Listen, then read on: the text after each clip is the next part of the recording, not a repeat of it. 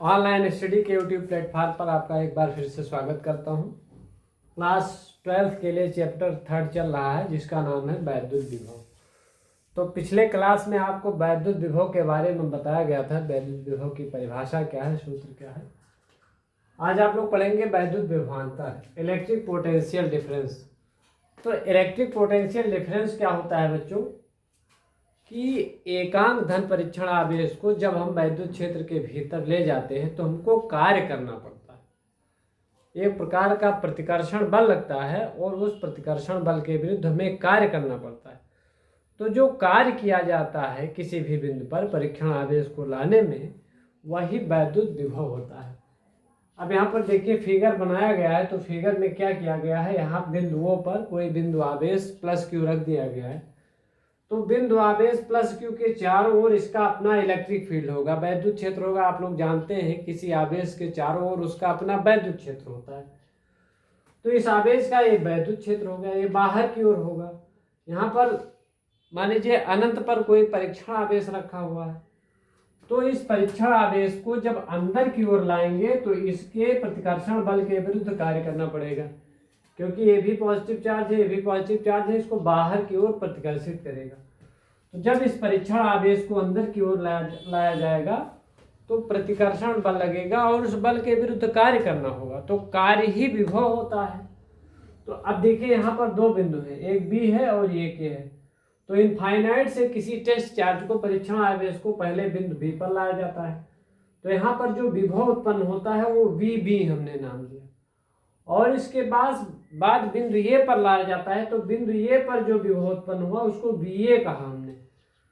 तो अब चूंकि देखिए इस परीक्षण आवेश क्यू नॉट को बी तक लाने में थोड़ा सा कम कार्य करना पड़ेगा, क्योंकि कम प्रतिकर्षण बल लगेगा। और ये तक लाने में इसको ज्यादा कार्य करना पड़ेगा, क्योंकि जब अंदर की ओर ले जाएंगे तो प्रतिकर्षण बल ज्यादा लगेगा। तो यहाँ पर वी ए और वी बी दोनों ए और बिंदु पर अलग अलग विभव उत्पन्न होंगे। तो इन विभवों के बीच जो अंतर होगा उसी को विभवांतर कहा जाएगा। तो देखिए इसकी परिभाषा भी लिखी गई है कि वैद्युत क्षेत्र में एकांक परीक्षण धनावेश को एक बिंदु से दूसरे बिंदु तक ले जाने में वैद्युत बल के विरुद्ध किया गया कार्य इन दोनों बिंदुओं के मध्य वैद्युत विभवांतर कहलाता है, यानी इलेक्ट्रिक पोटेंशियल डिफरेंस कहलाता है। यह है इलेक्ट्रिक पोटेंशियल डिफरेंस की डिफिनेशन। अब फार्मूला देख लेते हैं इसका। देखें अगर ये पॉइंट है यहाँ पर, देखें तो ये पॉइंट पर जो कार्य होगा, मान लीजिए वी ए, तो यहाँ पर कुछ कार्य होगा V A W upon Q not, और बी बिंदु पर भी कुछ कार्य होगा डब्ल्यू अपॉन क्यू नॉट। लेकिन ये बिंदु पर कार्य हमको अधिक करना पड़ेगा, क्योंकि आवेश को ज्यादा अंदर लाना पड़ेगा। तो क्रमशः ये और बी बिंदुओं पर क्या होंगे, विभव उत्पन्न होंगे। तो इन्हीं विभवों के बीच जो अंतर होगा उसको वैद्युत विभवांतर कहा जाएगा। तो इसका मतलब जो V A minus B, B का मतलब ए पॉइंट पर विभव और बी पॉइंट पर विभव, ए पॉइंट पर विभव और बी पॉइंट पर विभव, इन्हीं दोनों विभवों के बीच जो अंतर होगा वो विभवांतर कहलाएगा। और ये परीक्षण आवेश को लाने में किए गए कार्य के क्या होगा, बराबर होगा। तो यहाँ पर उस कार्य और परीक्षण आवेश के अनुपात के क्या होगा, ये बराबर होगा।